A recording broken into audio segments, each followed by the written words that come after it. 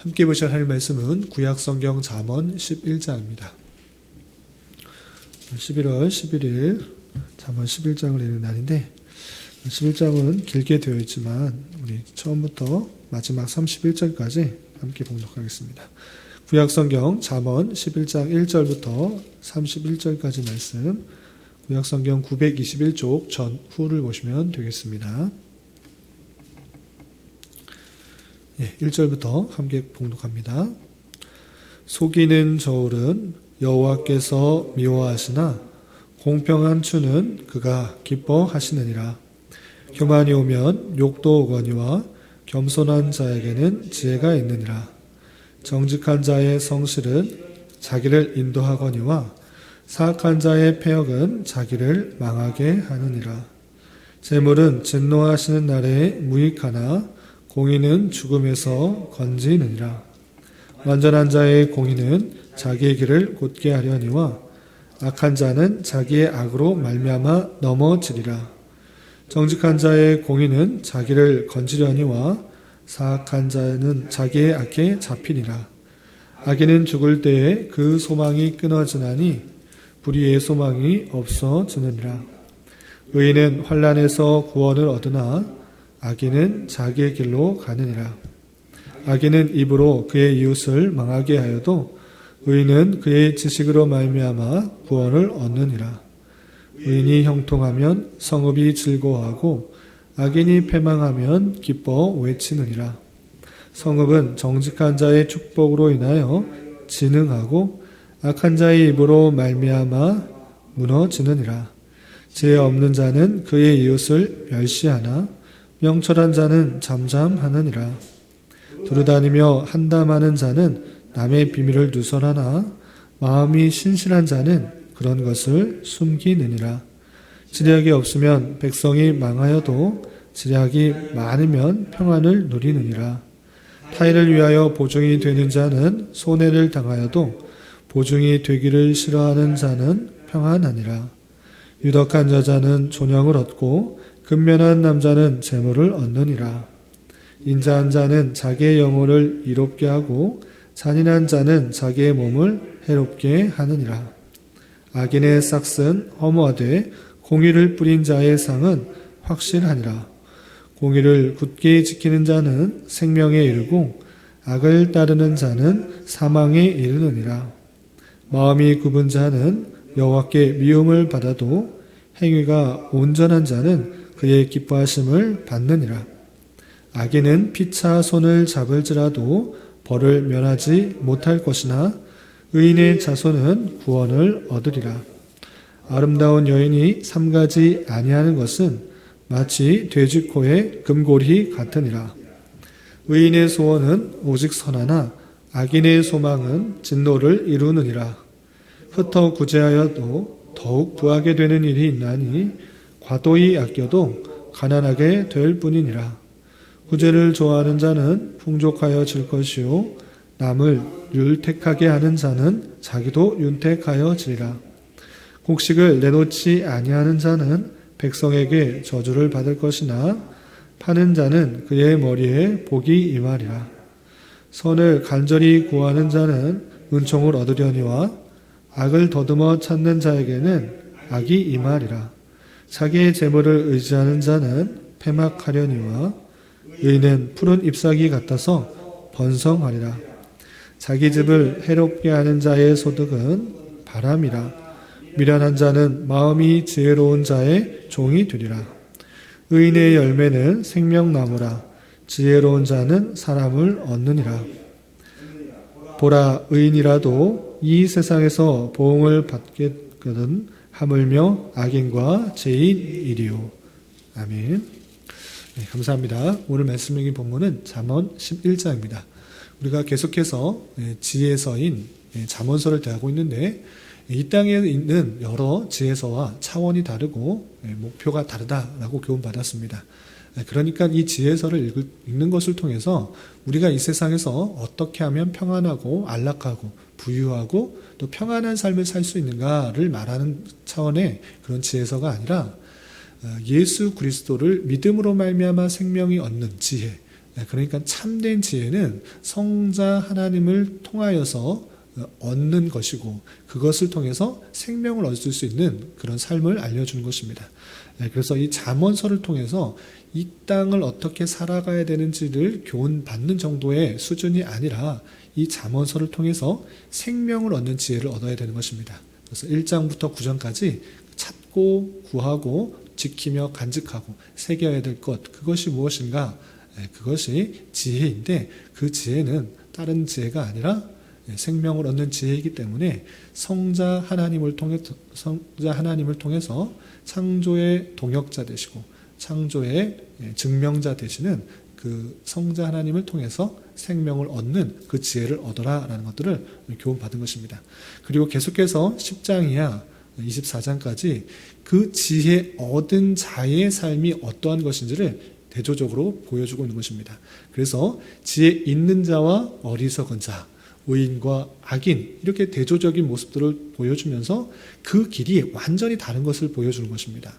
그래서 예수 그리스도로 말미암아 지혜를 얻은 자, 생명을 얻은 자의 삶은 이러한 것이다라는 것을 통해서 의인이 아닌 악인, 지혜가 없는 자의 삶의 모습과 완전히 다른 모습을 보여주면서 두 길이 전혀 만날 수가 없는 다른 길로 향하고 있다는 것들을 보여주는 것입니다. 그래서 의인은 누구인가? 하나님의 택하심을 받아 성자 하나님, 예수 그리스도로 말미암아 구원을 얻은 자, 그 지혜를 가진 자를 말하는 것이고 또한 악인, 또 지혜가 없는 자는 하나님의 택하심에서 제외받은 유기된 자다. 이렇게 구분을 하시고 그 길이 완전히 만날 수 없는 다른 길로 향하고 있음을 잠언서를 통해서 확인하게 되는 것입니다. 그래서 잠언서의 여러 가지 격언과 또 지혜 있는 말은 그냥 이 땅에서의 삶을 평안하게 살기 위한 그 정도의 내용이 아니라 성자 하나님으로부터 구원을 받은 자로서 마땅히 이 땅에서 어떻게 살아가야 되는지를 교훈하고 있다. 이렇게 이해하시면 되겠습니다. 그런 방식으로 오늘 또 잠언서를 또 대할 수 있으면 좋겠습니다. 11장에서도 1절부터 31절까지 다양하게 지혜로운 자의 삶이 어떠한지 밝혀주고 있습니다. 그런데 계속 지혜 있는 자 이런 식으로 또 동일하게 반복하지 않고 그 표현을 달리 표현한 것을 볼 수 있습니다. 하나님께서 택하신 자, 하나님의 택하심을 받은 자, 그 사람은 지혜 있는 자 또는 의인, 또 어떤 식으로 표현했는가? 여러분들 말씀기 책자에 보시면 3번에 1번에 의인을 지칭하는 여러 표현들이 있다라는 것입니다. 그래서 1절에서 보면 공평한 추를 쓰는 자, 또 2절에서는 겸손한 자, 3절과 6절에서는 정직한 자, 5절에서는 완전한 자, 또 8절, 9절, 10절, 21절, 23절에서는 의인, 12절에서는 명철한 자, 13절에서는 마음이 신실한 자, 16절에서는 유덕한 여자, 근면한 남자, 17절에서는 인자한 자 등등등으로 의인을 다양한 표현을 방식으로 설명하고 있는 것입니다. 하나님의 택하심을 받아 이 땅에서 사는 사람의 모습이 이런 식으로 드러날 수 있다는 것들을 밝혀주고 있습니다. 그리고 그러한 의인에게 주어지는 여러 가지 복과 같은 일들이 또 쭉 설명되고 있는 것입니다.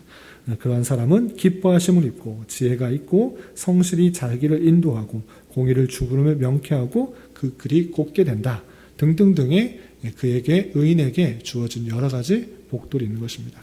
또한 의인으로서 어떠한 삶을 살아가야 되는지 또 다양하게 표현하고 있는데 12절에서는 잠잠하게 살아야 된다. 13절에서는 남의 비밀을 숨기는 것을 행해야 된다. 또 함부로 보증하지 않아야 된다. 등등등 의인으로서의 삶을 다양하게 표현하고 있습니다. 많은 내용들, 많은 지혜로운 삶의 내용들이 있기 때문에 한 절 한 절 살펴보기에는 시간이 어렵기 때문에 이렇게 묶어서 의인에 대한 표현들, 의인에게 주어지는 여러 가지 복된 일들, 그리고 의인으로서의 자세가 어떠한지 묶어놓은 말씀일기 책자를 좀 살펴보시고 이해하시면 좋을 것 같습니다.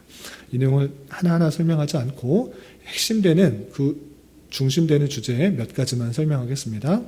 11장에서는 여러 가지 교훈들을 하고 있는데 특별히 의인 또는 지혜 있는 자가 어떤 삶을 살아가야 되는가라고 할 때 첫 번째 정직하 정직과 공의롭게 살아가야 된다라는 것들을 많은 구절에서 반복해서 설명하고 있습니다. 그 구절부터 보겠습니다. 우선 1절에서 보면 속이는 저울은 여호와께서 미워하시나 공평한 추는 그가 기뻐하시느니라 라고 표현하고 있습니다. 저울을 속이는 것, 왜 저울을 속입니까? 장사를 하게 될 때 저울의 눈금을 속이면서 자기의 유익을 얻기 위해서 이렇게 추를 속이거나 또는 저울을 바꾸는 경우가 종종 있는 것입니다. 자기의 이익과 많은 이득을 취하기 위해서 속이는 저울들을 행하는 것이 일반적으로 세상 사람들이 자신의 이득을 취하기 위해서 행하는 방식인데, 그런 방식, 그런 것 여호와께서 미워하신다라고 표현하고 있고, 공평한 추, 공평한 저울, 그것을 통해서 장사하고 이득하는 것, 그것을 하나님께서 기뻐하신다라고 표현하고 있는 것입니다. 정직한 삶의 모습이 온전히 드러나기를 바라시는 그 마음을 살펴볼 수가 있는 것입니다. 이 표현뿐만 아니라 3절에서도 비슷하게 이렇게 표현하고 있습니다. 3절 보면 정직한 자의 성실은 자기를 인도하거니와 사악한 자의 패역은 자기를 망하게 하느니라 라고 표현하면서 정직과 성실, 그것이 지혜 있는 자의 마땅한 자세다라는 것들을 강조하면서 그 길이 바르게 인도하게 될 것이다 라고 표현하고 있는 것입니다. 그래서 남을 속이는 그런 불의한 것, 그렇게 행하지 말고 정직한 삶, 공의로운 삶, 이것들로 계속적으로 강조하고 있는 것입니다. 또한 그 공의로운 삶, 정직한 삶을 5절과 6절에 계속해서 이렇게 강조하고 있습니다. 5절, 6절 보면 완전한 자의 공의는 자기의 길을 곧게 하려니와 악한 자는 자기의 악으로 말미암아 넘어지리라. 또 6절에서 정직한 자의 공의는 자기를 건지려니와 사악한 자는 자기 악에 잡히리라 라고 하면서 완전한 자, 정직한 자, 이것은 의인 또는 지혜 있는 자라고 표현할 수 있는데, 그런 하나님의 택하신 백성들은 어떻게 되느냐? 공의로워야 된다. 부정과 부패, 불의를 하지 않고 공의롭게 행해야 된다. 그렇게 공의롭게 행할 때 자기의 길을 곧게 하게 되고 또한 자기를 건지게 되는 일들이 있게 되는 것이다. 마땅한 하나님의 백성으로서 이런 공의를 가지고 삶을 살아가야 되지, 또 악한 마음으로 또한 사악한 마음으로 그렇게 불의를 행하지 말 것을 교훈하고 있는 것을 볼 수 있습니다. 여기뿐만 아니라 좀 넘겨서 건너뛰어서 18절과 19절에 또 공의로운 삶을 강조하는 것을 볼 수 있습니다. 18절, 19절 보면 악인의 삭은 허무하되 공의를 뿌린 자의 상은 확실하다. 또 19절에 공의를 굳게 지키는 자는 생명에 이르고 악을 따르는 자는 사망에 이른다 라고 하면서 또다시 한번 공의를 강조하는 그 내용을 살펴볼 수 있습니다. 악인들의 삶, 악한 삶, 의롭지 않은 삶, 불의한 삶은 그것은 허무하게 될 것이다. 그러나 공의롭게 행한 사람, 의롭게 행한 사람은 그 상이 확실하게 된다라는 것들을 강조하면서 이 땅에서의 성도의 삶이, 지혜를 가진 자의 삶이 더욱더 공의를 가지고 붙들고 살아가야 됨을 강조하고 있습니다. 또 19절에서도 공의를 굳게 지키는 자는 생명에 이르고 악을 따르는 자는 사망에 이른다라고 표현하는 그 말씀을 통해서 성도가 무엇을 붙들고 살아야 되는지를 잘 보여주고 있는 것입니다. 그래서 11장에서는 특별히 공의, 정직한 삶, 그 내용들이 반복해서 강조되고 있는 것을 볼 수 있습니다. 그리고 11장에서는 또 한 가지 강조가 되는 것이 있는데, 그것은 무엇인가? 비슷한 표현일 수도 있는데, 이 지혜로운 자, 의인으로서 나만 행복하고 나만 의롭고 나만 잘 먹고 잘 살면 되는 것이 아니라 그 모습이 이웃에게 전달되어야 될 것을 강조하고 있는 것입니다. 의인으로서의 삶, 지혜로운 자의 삶은 그 주변에 있는 사람들에게 선한 영향력을 미치다라는 것들을 표현해 주고 있습니다. 그런 여러 표현들이 있는데, 먼저 10절을 보면 이렇게 있습니다. 10절부터 13절까지 그 내용이 이렇게 표현되는데, 우선 10절 보면 의인이 형통하면 성읍이 즐거워하고 악인이 패망하면 기뻐 외치느니라 되었습니다. 의인이 형통하면, 지혜로운 자 또는 의인, 그 사람이 형통하게 되면 성읍이 즐거워한다. 왜? 주변에 있는 사람들, 주변에 있는 이웃들이 함께 즐거워합니까? 그 사람이 선한 영향력을 미쳤기 때문에 그 사람이 형통하게 되면 주변 사람들이 모두 다 함께 기뻐하는 모습을 볼 수 있는 것입니다. 그런데 악인, 지혜가 없는 자가 망하게 되면 어떻게 되냐? 기뻐해진다. 저 사람 눈에 가시와 같았는데 많은 사람들에게 피해만 주었는데 그 사람이 멸망했구나. 이 사실들로 말미암아 주변 사람들이, 이웃 사람들이, 성읍 사람들이 다 기뻐한다라고 표현하고 있는 것입니다. 그러므로 말미암아 지혜로운 자, 하나님의 택하심을 받은 백성들은 어떠한 삶을 살아야 되는가? 나만의 유익, 나만의 이득, 나만 편하는 삶을 살면 된다. 이것이 아니고 그 내용을 가지고 주변 사람들에게, 성읍 사람들에게, 이웃 사람들에게, 만나는 여러 사람들에게 유익을 끼칠 수 있는 사람이 되어야 되고, 내가 형통한 것으로 말미암아 이웃 사람들에게 다 전해져서 함께 기뻐할 수 있는 모습이 드러나야 된다라고 강조하고 있는 것입니다. 또 여기서만 그렇게 표현한 것이 아니라 이어지는 11절에서도 이러한 표현이 있습니다.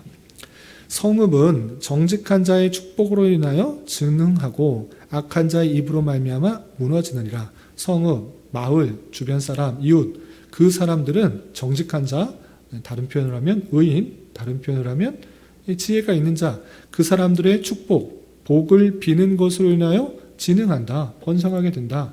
다시 말씀드리면 정직한 자는 성읍을 위하여 축복해야 된다, 복을 빌어야 된다, 영향력을 끼쳐야 된다라고 표현하고 있는 것입니다.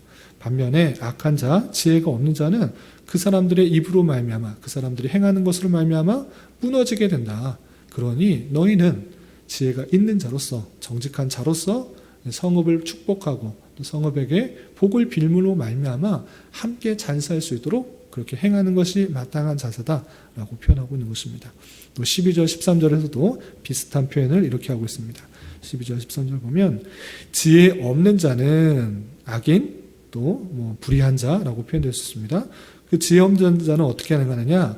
그의 이웃을 멸시한다. 이웃 사람들이 어떻게 되고 이웃 사람을 무시하고 깔보고 험담하고 내려야지만 자신이 높아지는 줄 알고 자신이 드러나는 줄 알고 그렇게 행한다. 그러나 명철한 자, 지혜 있는 자, 그리고 의인은 어떻게 하느냐? 참잠한다. 그 사람들을 무시하지 않고 그 사람들이 별로 나보다 잘난 것이 없어 보일지라도 무시하거나 험담하지 않는다. 그런 모습, 그 이웃이 더욱더 드러날 수 있도록 돕는 일들을 한다라고 표현하고 있는 것입니다. 13절에서도 두루 다니며 한담하는 자는 남의 비밀을 누설하나 마음이 신실한 자는 그런 것을 숨기느니라. 이웃의 잘못, 이웃의 허물, 이웃의 여러 가지 부족한 것들을 가지고 악인들은, 지혜가 없는 자는 그런 것들을 잡으면 비난하고 부정하고 또한 깔보는 마음, 한담하는 마음, 비난하는 그런 마음들로 계속해서 부정하지만 지혜가 있는 자는, 의인들은 그것을 참고 기다려주고 또 가려주는 그런 모습들을 통해서 내 자신만이 아니라 주변 사람들에게 선한 영향력들을 미쳐야 된다라고 표현하고 있는 것입니다. 또한 여기서뿐만 아니고 비슷한 표현을 24절부터 26절까지 이렇게 표현하고 있는 것을 볼 수 있습니다. 24절 보면 흩어 구제하여도 더욱 부하게 되는 일이 있나니 과도히 아껴도 가난하게 될 뿐이라. 25절 구제를 좋아하는 자는 풍족하여질 것이요 남을 윤택하게 하는 자는 자기도 윤택하여지리라. 26절 곡식을 내놓지 아니한 자는 백성에게 저주를 받을 것이나 파는 자는 그의 머리에 복이 임하리라. 어떤 것을 강조하고 있습니까? 내 자신만 부유하고 유익하고 많은 것을 얻는 것에 그치는 것이 아니라 그 많은 것을 가지고 있다고 하면 내가 가지고 있는 그것으로 인하여서 흩어 구제하여라. 그것을 흩어서 나누어서 부족한 사람들을 도와주어라. 그 구제하는 일 아주 중요한 일이다. 그렇게 할지라도 가난하게 되는 것이 아니라 내가 가진 것을 나누었다고 구제했다고 해서 가난해지는 것이 아니라 부하게 된다. 하나님께서 너에게, 그 의인에게, 지혜로운 자에게 그 재물을 맡기신 것이고 그 재물을 너 자신을 위해서만 쓰라고 한 것이 아니라 너를 통해서 지혜롭게 필요한 곳에 쓰일 수 있도록 허락하여 주신 것이니 너는 흩어 구제하여도 더욱 부하게 되는 일이 있다라고 표현하고 있는 것입니다. 나만 생각하는 것이 아니라 나의 유익만을 생각하는 것이 아니라 내 도움이 필요한 곳은 없는가? 내 물질이 필요한 것이 없는가? 내 기회를 선용할 수 있는 곳은 없는가? 되돌아보면서 이웃을 사랑하고 이웃에 대해서 도움을 줄 수 있도록 계속적으로 강조하고 있는 것입니다. 내 자신이 부족하다 생각해서 더욱더 아껴서 내 자신을 위해서 내 부를 축적하는 그 일을 아무리 애써봐라. 그렇게 할지라도 가난하게 될 뿐이다 라고 표현하고 있는 모습을 볼 수 있습니다. 반면에 의인으로서 지혜가 있는 자로서 구제를 좋아하게 되면 풍족하게 될 것이다. 남을 윤택하게 하는 자는 자신도 윤택하게 될 것이다 라고 하면서 하나님께서 주신 모든 재물, 모든 기회들을 내 자신만을 위해서 쓰는 것이 아니라 주변 사람의 부족하게 보이는 것, 그리고 나보다 또 나의 도움이 필요한 곳에 부지런히 살펴서 구제하는 것, 도움을 주는 것, 형편을 살펴서 함께 위로하고 격려하고 함께 나아가는 그런 삶을 강조하고 있는 것을 볼 수 있습니다. 그래서 성도는 이 땅에서 나의 유익만을 위해서, 나의 이득만을 위해서, 나의 부함만을 위해서 사는 자가 아니라 내게 주신 모든 것이 주님께서 주신 줄 알아 나를 통해서 주변 사람들에게 선을 베풀고 또 좋은 영향력을 미칠 수 있도록 행하는 삶이 필요하다라는 것들을 강조하고 있습니다. 그리고 마지막 한 가지만 짧게 살펴보면 재물을 어떻게 써야 되는가, 그것도 여러 표현에서 살펴볼 수가 있습니다. 11장 4절에서 보면 이 재물에 대해서 이렇게 표현하는 것을 볼 수 있습니다. 11장 4절 보면 재물은 진노하시는 날에 무익하나 공의는 죽음에서 건지느니라. 갖고 있는 여러 가지 재물, 물질적인 풍요, 그것은 진노하는 날에는 아무 이익이 없다. 네가 그것을 갖고 심판을 받을래? 많이 갖고 있다고 해서, 그 재물이 많다고 해서 심판에 유익이 있는가? 하나님께서는 그걸 보시지 않는다라고 표현하고 있는 것입니다. 그리고 오직 공의를 가진 자만이 그 죽음에서 해결할 수 있다라는 그런 표현이 있고요. 좀 넘겨서 28절, 29절 11장 28절, 29절에 재물에 관한 그런 표현이 있습니다. 28절 보면 자기의 재물을 의지하는 자는 패망하려니와 의인은 푸른 잎사귀와 같아서 번성하리라. 또 29절에 자기 집을 해롭게 하는 자의 소득은 바람이라. 미련한 자는 마음이 지혜로운 자의 종이 되리라 라고 하면서 우리가 더욱더 소망하고 꿈꾸고 취해야 될 것이 단순히 이 땅에서의 재물이 아님을 계속적으로 성경은 표현하고 있는 것을 볼 수 있습니다. 그 재물을 내가 가지고 그것을 통해서 위안을 얻고 또 평안을 얻으려고 하는 것 같지만 그것은 하나님 앞에 아무것도 안 되는 것이다. 오히려 가지려고 하는, 취하려는 것이 오히려 빈곤하게 될 수가 있고 심판을 면하게 될 수 있는 것이 아니다. 그런 내용들로 그것들을 더욱더 재물을 가지려고, 소득을 가지려고 애쓰는 것으로 말미암아 오히려 우선순위가 바뀌어 패망하게 되는 것이 이 땅에 의롭지 못한 불의한 자의, 지혜 없는 자의 모습이다라는 것들을 보여주면서 우리가 가진 재물을 어떻게 써야 될지 여러 가지 교훈하는 모습을 살펴볼 수 있습니다. 이런 말씀을 대하는 자로서 처음에 강조하는 것처럼 이렇게 행하면 이 땅에서 어떻게 평안하게 살 수 있는 것인가, 구원을 받을 수 있는 것인가, 이런 것을 말하는 것이 아니라 우리가 지혜 얻은 자의 삶의 모습이 어떠해야 되는지를 강조하고 있는 표현이다. 우리가 이미 구원을 얻었다고 하면 하나님의 택하심을 받은 백성이고 하나님의 자녀라는 그런 삶의 정체성을 가지고 하나님께서 어떠한 것을 원하시는지, 또 재물에 관하여서 이웃 사람과의 관계에 있어서 어떤 삶을 살기를 바라시는지 잘 깨달아 하나님의 뜻에 맞춰 살아가기에 힘써야 될 것입니다. 오늘 하루 살아가실 때, 또 남은 한 평생 살아가실 때 이런 삶의 자세로 살아갈 수 있는 저와 여러분, 우리 모두가 될 수 있기를 진심으로 기원합니다. 기도하겠습니다. 하나님 아버지 감사합니다. 오늘 잠언의 말씀을 통하여 서로 다른 두 종류의 인생의 길이 있으며 의인으로서 여러 가지 행해야 할 모습에 대해서 살펴보았습니다. 이런 말씀을 대하는 자로서 시대의 분위기에 편승하는 자가 아니라 시대를 거슬러 선한 소원을 가지고 남의 유익과 도움을 위해 살아가는 자 되게 하여 주시고 하나님의 뜻과 원하시는 삶을 부지런히 깨달아 그 삶을 살아가기에 힘쓰는 자 되게 하여 주시옵소서. 주님, 나라와 민족을 위해 기도합니다. 코로나로 인하여 정치적, 경제적 문제로 인하여 많은 어려움 가운데 있는 이 나라 가운데 주님 긍휼을 베풀어 주시고 특별히 이 나라 위정자들 가운데 함께하여 주시사 지혜의 능력을 더하여 주셔서 이 나라가 자유와 민주와 평화 속에서 모든 백성들이 고요하고 평안한 삶을 살아가는데 부족함이 없는 나라 되게 하여 주시옵소서. 또한 창조 질서를 파괴하려는 여러 가지 법률들이 제정되려고 하고 있사오니 주님 긍휼을 베풀어 주셔서 이런 법이 제정되지 않도록 인도하여 주시옵소서. 주님, 교회 내 육체의 연약함으로 직장과 사업장의 문제로 가정의 여러 가지 문제로 주님께 간절히 부르짖며 나아가는 여러 지체들이 있습니다. 주님께서 그 기도에 신실하게 응답하여 주시고 역사하여 주셔서 하나님의 선하심과 인자심을 깊이 경험하는 기회 되게 하여 주시옵소서. 이 시간 각자 간절히 기도하는 기도 제목 주님께서 들으시고 가장 선한 곳들로 응답하여 주시옵소서. 예수님의 이름으로 기도 올리옵나이다. 아멘.